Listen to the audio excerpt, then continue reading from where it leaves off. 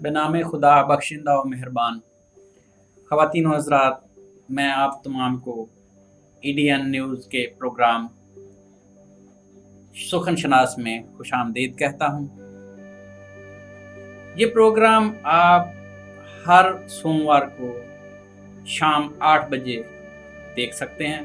ये प्रोग्राम आप तमाम social media, YouTube, Facebook, Twitter सब पर लाइव होगा, कहीं से भी आप चेक कर सकते हैं। मैं आपका मेज़बान मोहम्मद अयूब साबर ये प्रोग्राम हर सोमवार को पेश किया करूँगा। इसका मकसद इल्म व अदब का फ़रोग़ है सियालकोट में, और जो अदब फ़रोग़ पा रहा है उसको दुनिया के सामने लेके आना। हर सोमवार को कोई ना कोई शायर, अदीब आपके सामने पेश होंगे इस प्रोग्राम में। कभी हम इस प्रोग्राम में मुशायरा भी पेश करेंगे। आज हमारे साथ जो शख्सियत मौजूद हैं वो किसी तारुफ की मोहताज नहीं, मारूफ शायर जनाब तनवीर अहमद तनवीर। हम इन्हें प्रोग्राम में खुशामदीद कहते हैं। तनवीर अहमद तनवीर के बारे में मैं इतना बता दूं कि ये उस्ताद शायर हैं। अरसा दराज तक मुल्क से बाहर सऊदी अरब मुकीम रहे हैं। हाल ही में पाकिस्तान वापस आए हैं और यहाँ आकर इन अदबी महफिलों की रौनक बन रहे हैं। हम इनको सुनेंगे, आज इनसे गुफ्तगू करेंगे और इनके बारे में आपको आगाह करने की कोशिश करूँगा। तनवीर साहब, आप अदब से कब से वाबस्ता हैं? बहुत शुक्रिया अयूब साहब, आपकी मोहब्बतों का कि आपने मुझे अपने प्रोग्राम सुखन शनास में मदऊ फरमाया। आपकी मोहब्बत है। जहाँ तक आपके सवाल का ताल्लुक है, तो ये अदब के साथ और मुंसलिक होना, ये तो आदमी में शुरू से ही जो है उसमें ये उससे अदब के साथ लगाव जो है वो बचपन से ही जो है वो शुरू हो जाता है। गो के उस वक्त वो शायरी या अदब या उसकी तख्लीक नहीं कर सकता, लेकिन जैसे जैसे वो परवान चढ़ता है और उसको माहौल जो है वो मुहैया होता है, तो फिर जो है वो उसको परवान भी चढ़ाता है, उसकी तख्लीक भी करता है और लोगों के सामने भी लेके आता है। तो जो बात आपने कही वो ये, उसमें मैं ये इजाफा करता चलूँ कि मुझे जो है अदब से लगाव मेरी वालदा से जो है वो मुंतकिल हुआ। मेरी वालदा जो थी वो गो के इतनी पढ़ी लिखी नहीं थी, लेकिन अदब के साथ उनका लगाव और नात के साथ और हम के साथ, और वो जो लोरियाँ होती हैं बचपन में इंसान सुनता है, तो वो जो लामहला तौर पर इंसान के ज़हन में और शऊर में ये चीज़ें जो है वो खुद ब खुद बैठती चली जाती हैं। और जब आदमी को ये शऊर आता है और जब ये इसकी तख्लीक की तरफ जो है वो कदम बढ़ाता है, तो वो जो चीज़ें उसके अंदर में जमा होती हैं और जिन चीज़ों को वो जो है वो बाहर से लेता है और अपने अंदर जो है उसको महफूज करता रहता है। तो ये मेरे ख़्याल में ये शायरी को मैं अगर ये कहूँ कि ये शायर का अंदरून है जो सामने लेके आता है और लोगों के सामने पेश करता है। तो जिस तरह के उसका ज़हन होगा, जिस तरह से उसका दिल होगा और जिन चीज़ों से वो मुतासर होगा, उन चीज़ों को वो जो है वो अपनी शायरी में, अपनी तख्लीक में लेके आएगा और पेश करेगा। तो ये लगाव जो है ये शुरू से था। और फिर मुझे स्कूल जो था वहाँ पे मुझे इसका बहुत अच्छा माहौल मिला, और अदबी महफ़िल में और हमारे असातिज़ा जो थे उनकी तरफ से भी कि वो जो हम वहाँ पे जो हमको उसकी हौसला अफ़ज़ाई भी हुई और हम जो है उसको तख्लीक कर। जब मैं 8वीं जमात में था तो उस वक्त हमारे स्कूल में एक प्रोग्राम हुआ, एक ड्रामा था। तो उसमें कुछ شعر جو وہ کہنے کی ضرورت پڑی تو وہ جو ہے ہمارے استاد جو تھے انہوں نے جو ہے میں نے کچھ شعر کہے تو انہوں نے ان کو اس میں شامل کیا. تو یوں سمجھ لیجئے کہ میں 8ویں جماعت سے ہی جو ہے وہ تھوڑا تھوڑا اس طرف راغب ہوا اور اس وقت سے لے کر پھر میں جو ہے وہ اس کو یہ ادب کو ترویج اور ترقی جو ملتی رہی. اور پھر سعودی عرب کی جو پردیس میں ظاہر آدمی کو بہت ایک آپ بھی رہے ہیں تو یہ ایک موقع ملتا ہے کہ آدمی جو ہے وہاں پہ جو اپنی فارغ زندگی ڈیوٹی ہے ایک اس کے بعد آدمی فارغ ہوتا ہے تو اس کو ایک اچھی جو ہے محفل مل جائے اور اس جو فراغت کے اوقات کو آدمی جو ہے وہ اگر ادب کی تخلیق کے لیے اور ادب کے لیے یا دین کے لیے استعمال کرتا ہے تو میرے خیال میں اس کا بہت اچھا وقت جو ہے وہ گزر بھی جاتا ہے اور جو ہے بہت اچھی چیزیں وہ تخلیق بھی کر سکتا ہے. تو پردیس کی چیزیں جو تھیں اور پردیس دوری وطن سے دوری جو تھی اس نے بھی میرے ادبی جو شوق تھا جو میرے ذوق تھا اس کو پروان چڑھانے میں بہت جو ہے وہ مدد کی اور پھر یہ سلسلہ چلتا رہا اور جو ہے ابھی تک کوشش کرتے رہتے ہیں تھوڑی تھوڑی. بلا شبہ مجھے بھی یاد ہے کہ ہم جب اسکول میں پڑھتے تھے تو پرائمری کی سطح پر ہی ایک ہفتے میں ایک دن بزم ادب کا ایک پیریڈ ہوتا تھا اور میرے خیال میں وہیں سے جو ادب کی طرف رجحان ہے وہ پروان چڑھنا شروع ہو جاتا تھا. اور بڑے افسوس کی بات ہے کہ آج کل جب میں پوچھتا ہوں تو اسکولوں میں اسکول کی سطح پر یہ رجحان نہیں ملتا. اچھا آپ نے ایک اس سفر میں سینئر شعراء تک پہنچے استاد شاعر کے درجے تک آپ پہنچے تو اس میں آپ کو کوئی مشکلات پیش آئیں؟ جی یہ دیکھیے یہ شاعری جو ہے یہ صحیح بات ہے کہ بچوں کا کھیل نہیں ہے اور جیسے میں نے کہا میں 8ویں جماعت سے اس کو شروع کیا تو ظاہر ہے اس میں کمیاں بھی رہیں اور بہت بعد میں ہم کو جو ہے ہم یہ تک بندی کہہ سکتے ہیں اس کو قافیہ پیمائی کہہ سکتے ہیں بہت عرصہ تک ہم یہ کرتے رہے اور اس کو شاعری سمجھتے رہے لیکن یہ شاعری نہیں ہے اور نہیں تھی. تو یہ جو ہے یہ شاعری کو سیکھنے کے لیے اور اس کو جو ہے یعنی اپنے ایک تو اللہ تعالیٰ کی طرف سے آدمی کو یہ صلاحیت اللہ پاک دے دیتے ہیں کہ یہ جو ہے شاعر جو ہے وہ پیدا ہوتے ہیں اور پھر جو ہے اس کے ساتھ اس کو نکھارنے کے لیے اللہ ذہن اور خیال اور کسی چیز کو دیکھنے کی جو مختلف انداز سے یعنی ایک آدمی درخت کو دیکھتا ہے تو وہ اگر مسواکیں بیچنے والا ہے تو وہ دیکھے گا اس میں کتنی مسواکیں نکلیں گی. ایک آدمی جو ہے وہ اس کو دوسرے زاویے سے دیکھتا ہے کہ اس میں کتنا فرنیچر ہے اس کی لکڑی کوئی جو ہے حکیم دیکھے گا وہ کہے گا اس میں یہ اس کے پتوں سے یہ اور اسی طرح دوسرا کوئی آدمی پھل جو ہے اس کے کیا فائدے ہیں اس کی طرف.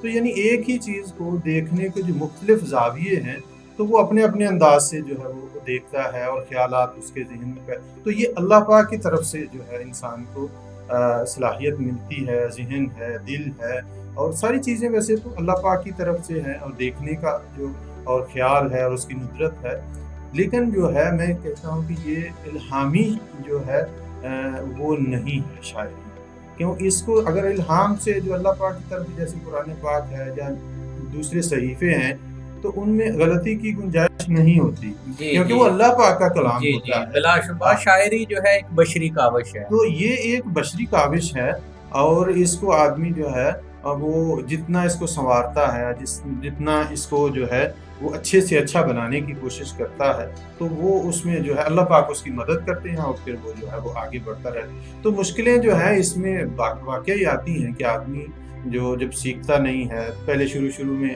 جو ہے شاعر اپنے آپ کو منوانے کے لیے بھی بڑا مسئلہ ہوتا ہے کہ آدمی جو ہے اس کو لوگ سمجھتے ہیں کہ یار یہ پتہ نہیں کہاں سے لے آیا کیا ہو گیا. تو آدمی اگر اس کی لگن جو ہے وہ سچی ہو اور جذبہ سچا ہو اور وہ سچا شاعر ہو تو وہ پھر جو ہے جب شاعری لوگوں کے سامنے پیش کرے گا اور لے کے آئے گا تو اس کو اگر اس کی حوصلہ افزائی کرنے والے لوگ ہوں اور اساتذہ جو ہیں جو بڑے ہیں تو وہ ضرور جو ہے وہ آگے جو ہے بڑھے گا بھی اور آگے نکل بھی سکتا ہے اور نکلتا بھی ہے. تو مجھے مشکلیں تو پیش آئیں کہ یہ اس میں جو عروض ہے اس کو جو ہے کوئی بھی میرا یعنی شروع سے یہ ہے کہ کوئی بھی کام کرو تو اس کو کوشش کرو کہ اس کو یعنی بہت اچھے طریقے سے اور اس کو انتہا تک لے کے جاؤ اور اچھے طریقے سے اس کو سیکھو.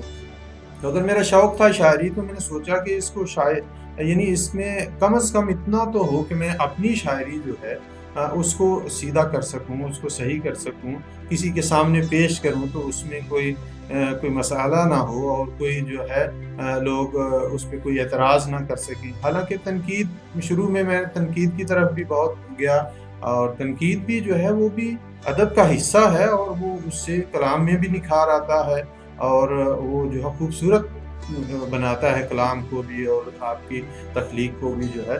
تو اچھا, آج کل ایک یہ بھی نظریہ سننے میں آتا ہے, کبھی کبھی شعراء بات کرتے ہیں کہ شاعری کے لیے عروض کا علم ہونا کوئی ضروری نہیں ہے. آپ یہ فرمائیے کہ کیا عروض کے بغیر بھی کوئی شاعر جو ہے وہ شاعر کہلا سکتا ہے؟ یہ بہت اچھی بات کی اور آپ نے, اور بہت اہم سوال ہے. دیکھیے عروض جو ہے یہ بھی صوت اور جو ہے ردم کے بغیر یہ بھی کچھ بھی نہیں ہے. بہت ساری چیزیں جو ہیں عروض نے یہ تسلسل اور ردم اور کو مد نظر رکھ کر کے یہ عروض جو ہے وہ تخلیق ہوا ہے. اس میں بھی جو ہے عروض شاعری سے باہر نہیں ہے, شاعری بھی عروض کے بغیر نہیں ہے. اگر کوئی آدمی عروض نہیں جانتا تو اس کا مطلب یہ نہیں کہ وہ شعر نہیں کہہ سکتا, وہ بہت اچھے شعر کہہ سکتا ہے اور اس عروض کے عین مطابق کہہ سکتا ہے اور کہتا بھی ہے. لیکن یہ بالکل جو ہے بہت سارے جو حضرات جو ہے کچھ لوگ ترنم کے ساتھ گنگنا کر کے شعر کہتے ہیں, کچھ جو ہے وہ ٹکڑوں میں لفظوں کو وہ باندھ کر کے اور اس طرح سے بھی کہتے ہیں. تو وہ بھی کبھی کبھی ایسا ہوتا ہے کہ عروض جو ہے عروض داں جو ہے, عروض بھی ایسا نہیں ہے کہ آدمی سامنے عروض رکھے اور ایک ایک لفظ کر کے ایسا اس کی فٹنگ کرتا جائے اور اس کو اس میں پروتا چلا جائے, ایسا نہیں ہے. عروض یہ اس شاعری کا معاون تو ہو سکتا ہے اور ہے بھی کہ اس کے بغیر جو ہے وہ آدمی شاعری ہے نہیں ہے, کیونکہ اس کے اندر ہی ہونی چاہیے شاعری. لیکن بغیر عروض کے بھی آدمی جو ہے وہ شاعری کرتے ہیں, عروض میں کرتے ہیں, بحر میں کرتے ہیں اور بہت اچھی شاعری کرتے ہیں. بعض لوگوں کا یہ بھی ہے کہ بھئی جو عروض جانتا ہے وہ اچھے شعر نہیں کہہ سکتا. یہ بھی بات غلط ہے کہ ایسا نہیں ہے. لیکن یہ بھی ضروری نہیں ہے کہ جو آدمی عروض جانتا ہے وہ شاعری بھی کر لے گا. بہت سارے پروفیسر ہیں, بہت سارے لیکچرار ہیں اور کالجوں یونیورسٹیوں میں جو ہے وہ اس کو عروض کو بھی پڑھانے والے ہیں, وہ ایک مصرع نہیں کہہ سکتے. جیسے ہم کبھی کبھی محفل میں بھی کچھ لوگ سامعین میں بیٹھے ہوتے ہیں اور وہ شاعر نہیں ہوتے, اس کے باوجود بے وزن شعر کو وہ پہچان جاتے ہیں.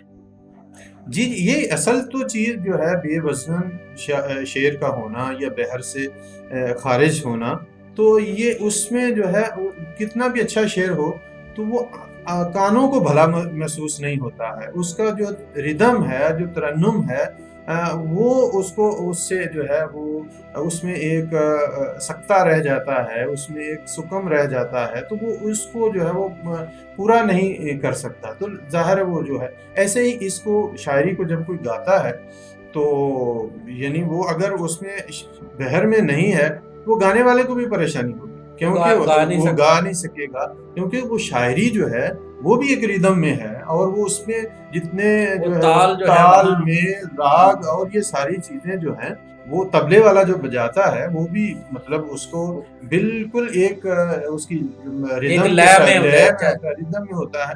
تو اگر جیسے ہی شاعر جو ہے یہ گلوکار جو ہے گانے والا وہ جیسے ہی وہ لفظوں کو آگے پیچھے کرے گا, یا تو وہ بہت اچھا سنگر ہے تو وہ کوئی تان وان اچھی کھینچ کر کے لفظوں کو کھینچ کے جو ہے وہ پورا کر لے گا, لیکن اس کو پورا کرنا پڑے گا. تو لیکن یہ ہے کہ شاعری میں اس طرح سے نہیں ہو سکتا کہ لفظ ہے اس کو کتنا کھینچے گا اور کتنا اس کو بحر میں پورا کرنے کی کوشش کرے گا. تو لہذا اگر عروض کسی کے پاس ہے یا یہ فن جانتا ہے تو بہت اچھی بات ہے, اور جو ہے اگر کوئی اس کو جاننا بھی چاہیے اور اس کی پہچان ہونا چاہیے. میرا ایک شعر ہے کہ لفظ ہیں خوش نما عروضی کے, شعریت سے ہے شاعری خالی. تو یہ کبھی کبھی ایسا ہوتا ہے کہ یعنی اصل چیز تو شاعری ہے کہ آدمی اس میں پیغام ہے کہ نہیں ہے، اس میں کوئی جو ہے وہ خیال ہے، یا اس میں کچھ خوبصورتی ہے بھی کہ نہیں، تسلسل ہے کہ نہیں، اور جو ہے کسی کو اس مسائل ہیں، کسی کو متاثر کر رہی ہے کہ نہیں. تو اگر اس طرح سے نہیں ہے تو تو بہت وہ اچھا. شاعری جو ہے وہ دل میں نہیں اترے گی. جی وہ دل میں نہیں اترے گی اور پھر وہ اچھی بھی معلوم. اچھا، آپ ایک طویل عرصہ پردیس میں رہے ہیں، تو کیا آپ سمجھتے ہیں کہ پردیس نے آپ کی شاعری کو جلا بخشی؟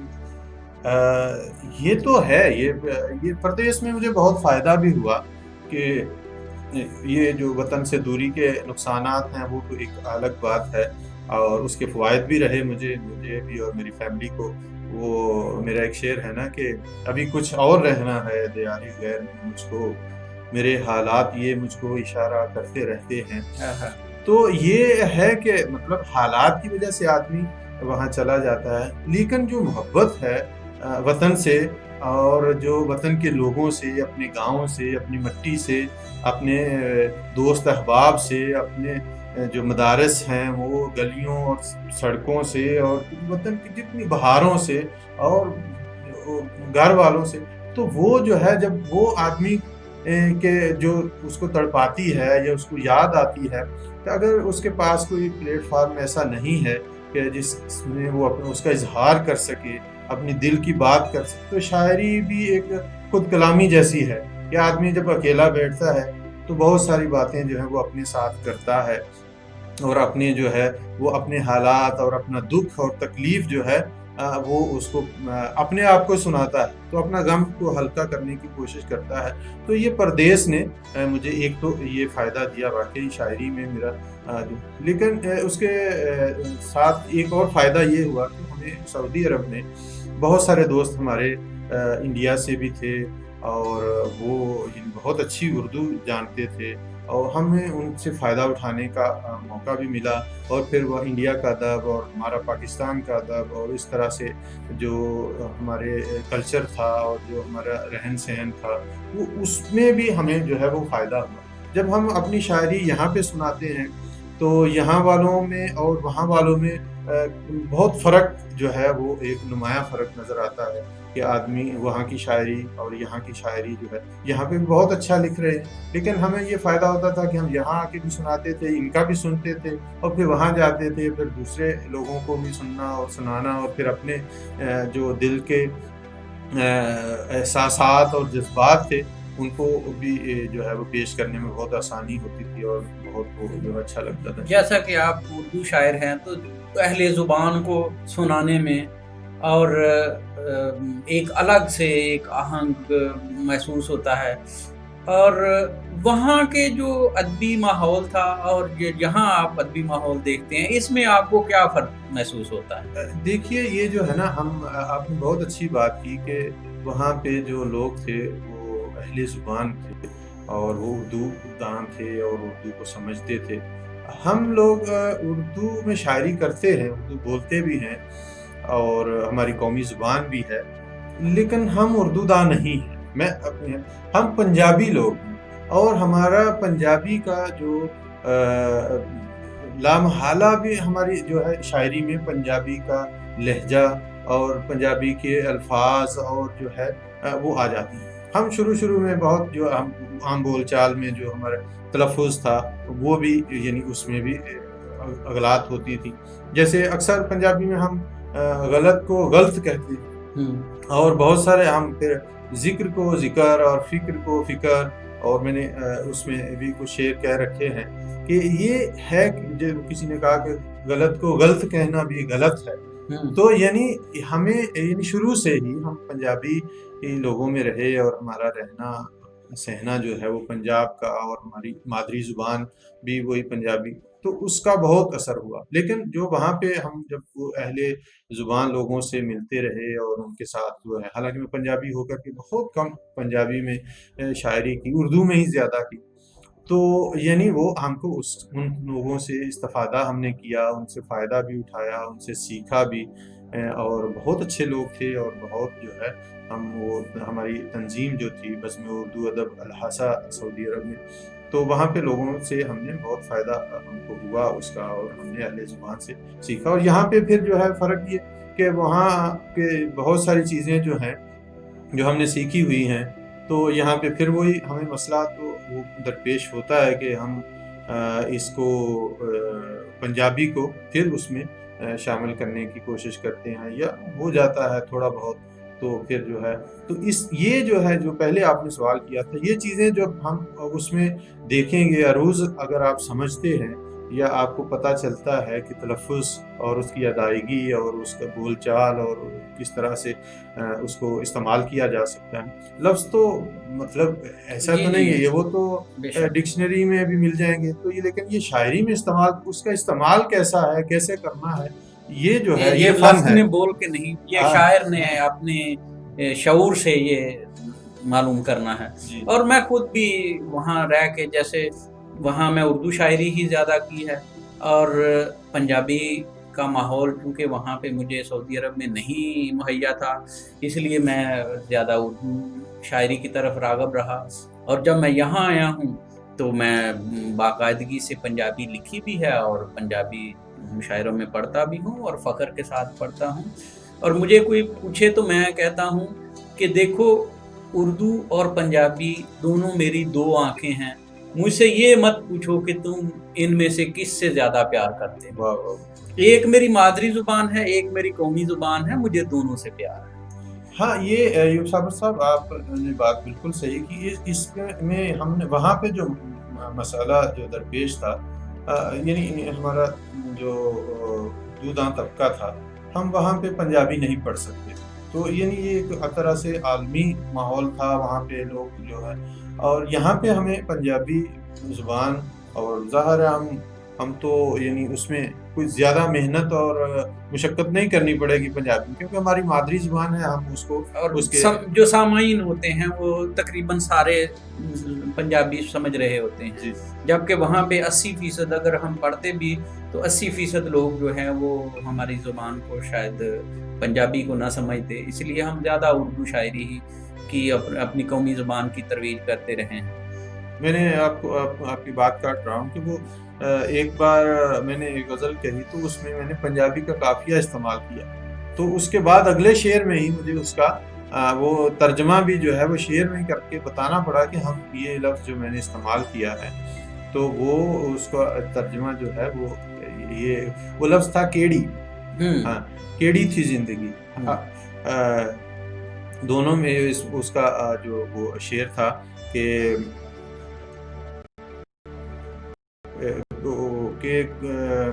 کیا اچھا سا شعر تھا کہ دونوں میں سچ بتائیے کیڑی تھی زندگی. تو اس کے بعد جو میں نے شعر کہا اس کے ترجمے کے لیے کہ پنجابیوں میں عام ہے یہ لفظ دوستو، ہم کون سی کو کہتے ہیں کیڑی تھی زندگی. تو یعنی اس کا یعنی وہ میں نے لفظ بھی استعمال کیا پنجابی کا قافیہ، اور پھر اس کے بعد جو ہے اس کو ترجمے کے طور پہ شعر بھی اس کو جو ہے میں نے پیش کیا. تو یعنی یہ ہمارے ہاں جو پنجابی ہے وہ مطلب آ جاتی ہے شاعری میں بھی، اور ہمیں اس میں سہولت اور آسانی بھی رہتی ہے، اور ہم بہت اپنے آپ کو آرام دہ محسوس کرتے ہیں کہ ہم نے پنجابی کو استعمال کرتے ہوئے جو ہے وہ کیا. لیکن شاعری بظاہر اردو جو ہے اب بات جو ہے زبان کی طرف نکلی ہے، تو میں خود بھی بڑے فخر کے ساتھ یہ کہتا ہوں کہ اردو کے جتنے بھی بڑے نامور جو شاعر تھے، ادیب تھے، ماہر لسانیات تھے، ان میں ایک بڑی تعداد جو ہے وہ پنجابی بولنے والوں کی تھی. تو ہمیں ان دونوں زبانوں سے، جیسے میں ان کو تشبیہ دیتا ہوں کہ دونوں آنکھوں سے تشبیہ دیتا ہوں کہ اردو ایک میری آنکھ ہے اور پنجابی میری دوسری آنکھ ہے، اور ہم ان دونوں زبانوں سے پیار کرتے ہیں اور دونوں زبانوں کا احترام کرتے ہیں، اور ان دونوں زبانوں نے ہمیں ایک پہچان دی ہے. صاحب یہ واقعی یہ کوئی عیب نہیں ہے، بلکہ یہ تو اضافی خوبی ہے کہ آپ کو ایک اور دوسری زبان پہ عبور بھی حاصل ہے، اور شاعری اگر آپ اس زبان میں کر رہے ہیں تو یہ تو بہت بڑی بات ہے اور بہت فن کی بات ہے کہ اگر آپ اہل زبان نہیں بھی ہیں اور اس زبان میں شاعری کر رہے ہیں تو یہ تو بڑی اعزاز کی بھی بات ہے اور آپ کے لیے فخر اور ہمت کی بات ہوتی ہے. تو یہ وہ انڈین حضرات جو تھے، جو اہل زبان تھے، وہ ہمیں اس بات کی بڑی وہ خوش بھی ہوتے تھے کہ آپ پنجابی ہو کر کے اتنی مطلب شاعری، اچھی شاعری کرتے ہیں، اردو میں کرتے ہیں. تو ظاہر ہے، لیکن جو ہمارے مسائل جو ان لوگ حضرات کو ہیں اردو کے بقا اور دفاع کے لیے، وہ ہمیں نہیں ہے، درپیش نہیں. یہاں پہ کوئی ہمیں اردو بولنے سے وہ کوئی ایسی بات نہیں ہے، کوئی مشکل نہیں بے ہے. شک بے شک. لیکن وہ ہندی کے مقابلے میں اردو کی ترویج و ترقی کے لیے وہ بہت محنت کر رہے ہیں، بہت کوشش کر رہے ہیں، اور اس کے لیے جو ہے وہ بلا شبہ وہاں پہ اسکولوں میں اب جو ہے اردو پڑھانے والے اساتذہ نہیں ہیں. میری کچھ اپنے جو انڈین احباب ہیں ان سے بات ہوتی ہے تو انہوں نے بتایا کہ وہاں پہ کچھ این جی او خود ٹیچر جو ہے اپوائنٹ کرتے ہیں، ان کو تنخواہیں تک دیتے ہیں اسکولوں میں، اور جو اردو پڑھاتے ہیں تاکہ اردو زبان زندہ رہے. اردو زبان کی جو زندہ رکھنے کے لیے ہمارے جو انڈین احباب ہیں وہ بڑی محنت کر رہے ہیں. جی اور ہم چونکہ ان کے درمیان رہ کے آئے ہیں اس لیے ہمیں ان کی کاوشوں کا علم ہے. جی. اور اب باتیں ہوتی رہیں گی. میرے خیال میں کچھ سامعین کو کچھ شعر سے بھی ہم شعر پڑھیں، کچھ شاعری کے اوپر بات تو ہم کر ہی رہے ہیں. جی. تو آپ کی اجازت سے میں کچھ اشعار پیش کرنا چاہوں. ایک غزل کے کچھ اشعار پیش کرتا ہوں کہ فلک پر دیکھ کے مجھ کو وہ منظر کاٹنا چاہے. فلک پر دیکھ کے مجھ کو وہ منظر کاٹنا چاہے، میری پرواز کے ڈر سے میرے پر کاٹنا چاہے. کیا بات ہے. میری پرواز کے ڈر سے میرے پر کاٹنا چاہے. اور شعر سنیے کہ اگر مانگے تو اس کو بھیک میں دے دوں یہ سرداری. اگر مانگے تو اس کو بھیک میں دے دوں یہ سرداری، جو ایک دستار کی خاطر میرا سر کاٹنا چاہے. بہت اچھی جو ایک دستار کی خاطر میرا سر کاٹنا چاہے. بہت اچھا. اور مکیں بٹتے ہیں تو دل پر کوئی آری سی چلتی ہے. مکیں بٹتے ہیں تو دل پر کوئی آری سی چلتی ہے، اٹھا کے صحن میں دیوار وہ گھر کاٹنا چاہے. اٹھا کے صحن میں دیوار وہ گھر کاٹنا چاہے. اور کبھی فرصت ملے تو بیٹھ جانا اس کے حجرے میں. کبھی فرصت ملے تو بیٹھ جانا اس کے حجرے میں، تیرے اندر کے لالچ کو کلندر کاٹنا چاہے. تیرے اندر کے لالچ کو کلندر کاٹنا چاہے. اور کوئی پانی کی لہروں کو جدا کیسے کرے یارو. کوئی پانی کی لہروں کو جدا کیسے کرے یارو، کبھی تلوار لے کر وہ سمندر کاٹنا چاہے. کبھی تلوار لے کر وہ سمندر کاٹنا چاہے. اور غریب شہر کے ارمان کی قیمت نہیں کوئی. غریب شہر کے ارمان کی قیمت نہیں کوئی، جو دل میں پل رہی خواہش اسے زر کاٹنا چاہے. جو دل میں پل رہی خواہش اسے زر کاٹنا چاہے. اور مکتا ہے کہ شعور و آگہی کو کاٹنا ممکن نہیں صابر. شعور و آگہی کو کاٹنا ممکن نہیں صابر. میری باتوں کو دیکھو ایک سخنور کاٹنا چاہے. میری باتوں کو دیکھو ایک سخنور کاٹنا چاہے. تنویر صاحب، اب میں چاہوں گا کہ آپ ہمیں کچھ اپنے اشعار سنائیں، کچھ غزل پیش کریں. تو مطلب عرض کیا ہے صاحب کہ کرے گا آخری دیدار اس کے بعد سناٹا. کرے گا آخری دیدار اس کے بعد سناٹا. بولے گا ہچکیاں دو چار اس کے بعد سناٹا. کیا کہنے. ابھی کچھ دیر پہلے بزم میں تھی تالیوں کی گونج. ابھی کچھ دیر پہلے بزم میں تھی تالیوں کی گونج. اکیلا رہ گیا فنکار اس کے بعد سناٹا.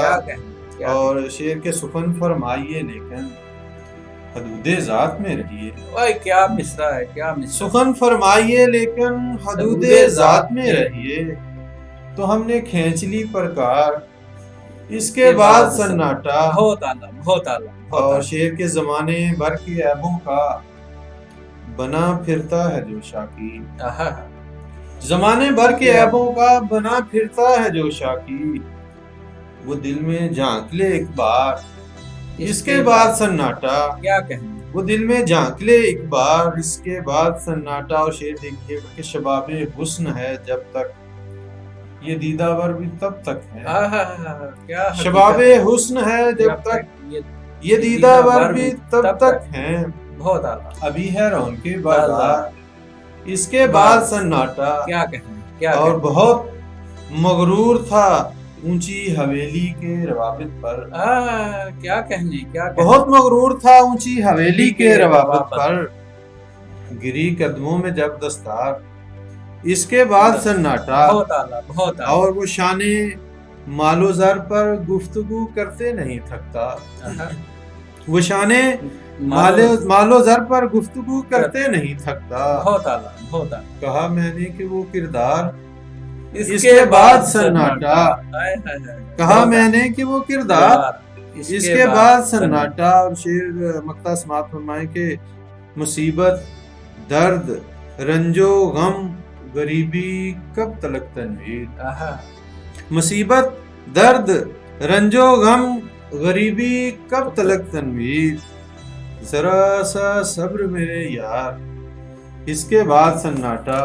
جی یہ ایک اور غزل کافی دیر پہلے کہی تھی، جی جی، تو آپ کے سامعین کی نظر کہ بندے خدایا کیا کیا دھندے چلا رہے ہیں، بندے خدایا کیا کیا دھندے چلا رہے ہیں، لگتا ہے جیسے دنیا اندھے چلا رہے ہیں، بہت اعلیٰ لگتا ہے جیسے دنیا اندھے چلا رہے ہیں۔ اور یہ شعر دیکھیے گا ایوب صاحب کے، یہ ہمارا ایک ویسے المیہ بھی ہے کہ جس کے سہارے اپنا یہ دین چل رہا ہے، جس کے سہارے اپنا یہ دین چل رہا ہے، اس مولوی کے گھر کو چندے چلا رہے ہیں، اس مولوی کے گھر کو چندے چلا رہے ہیں، بہت اعلیٰ۔ تھک ہار کر یقیناً ہم بیٹھ جاتے کب کے، کیا کہنے، تھک ہار کر یقیناً ہم بیٹھ جاتے کب کے،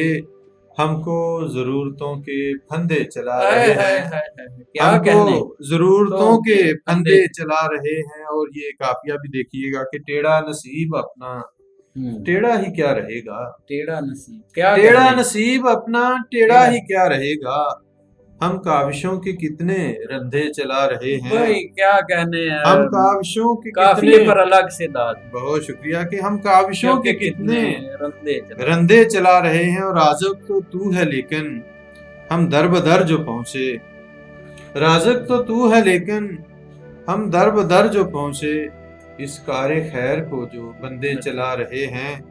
اور مقطع بھی سماعت فرمائیں کہ ہم بھی چلا رہے ہیں تنویر زندگی کو، ہم بھی چلا رہے ہیں تنویر زندگی کو، چنگے چلا رہے یا مندے چلا رہے ہیں، بہت اعلیٰ بہت اعلیٰ، چنگے چلا رہے یا مندے چلا رہے ہیں۔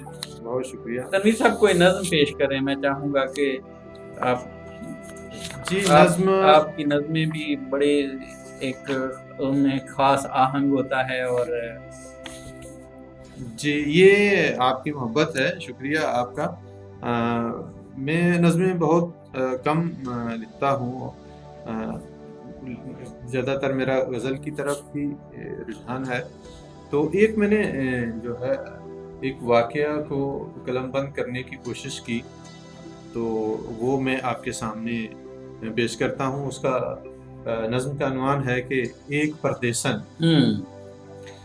تو میں اپنے گھر کے آنگن میں کسی انجان غم کی سوچ میں بیٹھا ہوا تھا، میں اپنے گھر کے آنگن میں کسی انجان غم کی سوچ میں بیٹھا ہوا تھا، دبے پاؤں بہت دھیرے سے چپکے سے میری بیٹی قریب آئی میرے، اور اپنے ننھے نرم و نازک پیارے ہاتھوں کو کیا کہنے میری آنکھوں پہ رکھ کر پوچھتی ہے، بہت اعلیٰ، بتاؤ تو ذرا بابا تمہاری کون ہوں میں؟